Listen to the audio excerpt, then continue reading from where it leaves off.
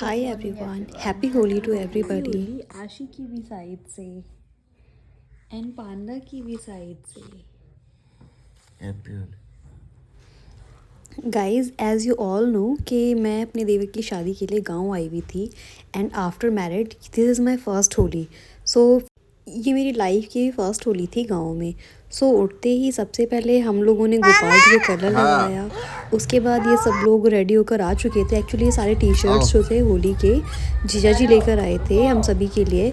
और क्योंकि हम गांव में थे और गांव में बाबा भी रहते हैं, बाबा को टी शर्ट्स पहनना बहुओं का पसंद नहीं है, तो जीजा जी मेरे और दीदी के लिए ये शॉर्ट कुर्तीज़ लेकर आए हुए थे, तो हमने वो वेयर किए थे।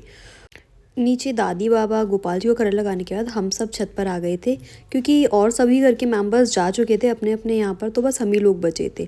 तो हम लोग गजिया कलर्स वगैरह लेकर छत पर आ गए थे और काफ़ी सारे लोग आस पड़ोस की छतों से हम लोग को देख रहे थे, क्योंकि इस तरह से वहाँ पर कोई भी नहीं मनाता और same T shirts I guess कम ही लोग पहनते होंगे। तो मम्मी उसके बाद हम लोगों ने एक दूसरे को कलर लगाना शुरू कर दिया। मम्मी ने बोला पहले रिंकी पांडा को कलर लगाएगी, उनके पैर छुएगी, उसके बाद वो मुझे कलर लगाएंगे। और यहाँ इनकी मस्ती ही ख़त्म नहीं होती है। ये मुझे बता रहे थे कि हमको किस तरह से रील बनानी चाहिए। फिर मैंने दीदी को कलर लगाया, वन बाय वन हम सब ने एक दूसरे को कलर लगाया। उसके बाद हम लोग फ़ोटोज़ क्लिक करा रहे थे और मम्मी हम लोगों के फ़ोटोज़ क्लिक कर रहे थे। काफ़ी मज़ा आया था। फिर मैंने मम्मी के साथ फ़ोटोज़ क्लिक कराया। यहाँ पर ये इतनी गांधी जी के 3 बंदर और फिर हम लोग फ़न करते हुए, दीदी अपने ही रील्स में लगे हुए थे।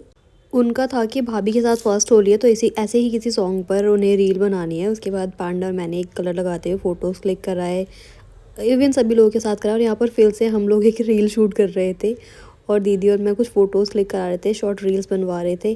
फिर दीदी का था कि भाभी के साथ रील बनाएंगे, भाभी के संग होली में रंग गुलाल उड़ाएंगे।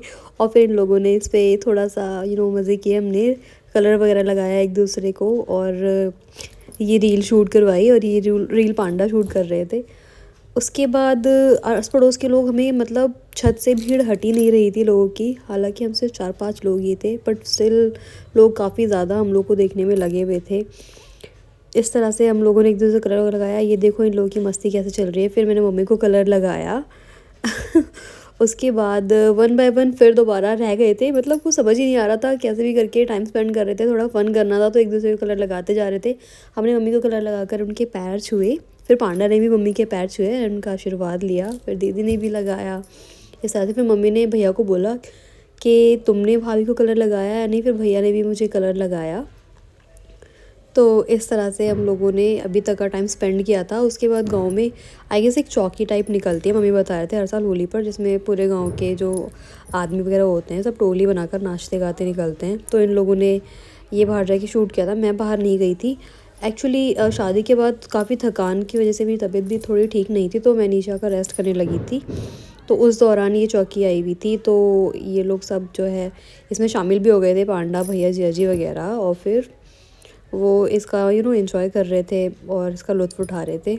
रैली में काफ़ी बड़ा और हाई वॉल्यूम बेस्ड डीजे लगा हुआ था साथ में, जिसका बेस बहुत ज़्यादा था। और यहाँ पर कॉप्स भी थे साथ में इनके, सो दैट किसी भी तरह की अगर मिस हैपनिंग होने के चांसेस हैं तो उसे कवर किया जा सके, हैंडल किया जा सके सिचुएशन को। और मम्मी डुगू को लेकर खड़े हुए थे यहाँ पर।